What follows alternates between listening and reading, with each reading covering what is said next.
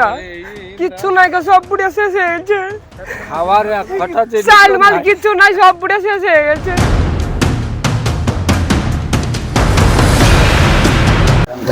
আমরা এই মুহূর্তে রয়েছি মুর্শিদাবাদের রানীনগর থানার শিয়ালমারির বর্ধনপুর এলাকায়, চুয়াপাড়া বর্ধনপুর এলাকায়।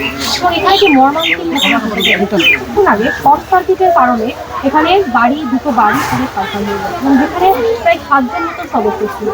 শুধু যে বাড়ি পুড়ে ছাড়খার হওয়ার জন্য খুব কম বলা হবে, এতটাই তাদের করুণ অবস্থা। তারপরে আমরা দেখাবো যে তাদের ঘরে তারা পরনে পড়ে রয়েছে, সেটা ছাড়া তাদের কাছে এক মুঠো চাল বলতে কিছু অবশিষ্ট নেই। আপনাদেরকে ঘুরে দেখাবো সেই চিত্র এবং শোনাবো যে তারা কি চাইছে।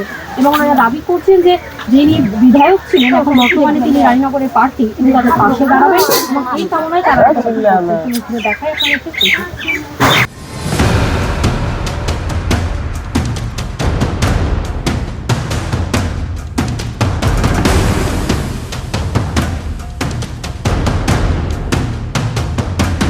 সুনিতা মুর্শিদাবাদের সর্বকালের সেরা এবং ঐতিহাসিক বস্ত্র প্রতিষ্ঠান। বিয়ের কেনাকাটা থেকে শীতের পোশাক, নামি ব্র্যান্ড, সেরা দাম, একটাই নাম সুনিতা। গাভীর ব্যবসা করে সব পুড়ে গেছে। এই তো এই কটা কুঠা ছিল মাটির হাতে, এই 10,000 টাকা বেঁচে আছে। এত টাকা পেলেন কোথায় আপনি?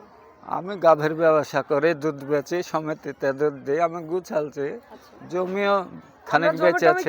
বাড়ি ঘর করবো বলে কিছু করিনি। আচ্ছা, কি কজন আছেন আপনারা? আমরা টোটাল 7 জন, এক মেয়ে আর আমার স্ত্রী আর আমি, আর ওরা 4 জন স্বামী স্ত্রী। সমস্ত কিছু সব পড়ে হয়েছে, কিছুই নাই এখন, তেনাও নাই, আমার গায়ে যা আছে তাই। আমাদের করছো না, আমি বাড়ি করছো না, আমি গাভীর ব্যবসা মানে আমি জমি বেচে লিখে, শ্বশুর বাড়িতে জমি বেচে লিখে ঘর করছি। দেখ ঘর করতে যেতে কারেন্ট থেকে আগুন ধরে সব পুড়িয়ে গেল, গরু ছাগল সব মরে গেছে পুড়িয়ে।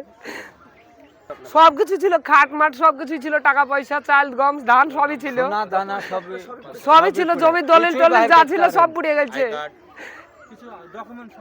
ডকুমেন্ট সব পুড়িয়ে গেছে, কিছু নাই। কি দাবি করছেন সাধারণ, মানে আমাদের এখন কিছুই নাই, আমাদেরকে সরকার থেকে কিছু দিতে হবে, নাহলে আমরা বাঁচবো কি করে বলেন? আমরা তো বাঁচবো না, না খাইয়ে মরে যাবো আমরাও। ছেলে বলে আছে আমার আমার ছেলে দুটিয়া, একটা 4 বছর, একটা 3 বছর। ওরা 4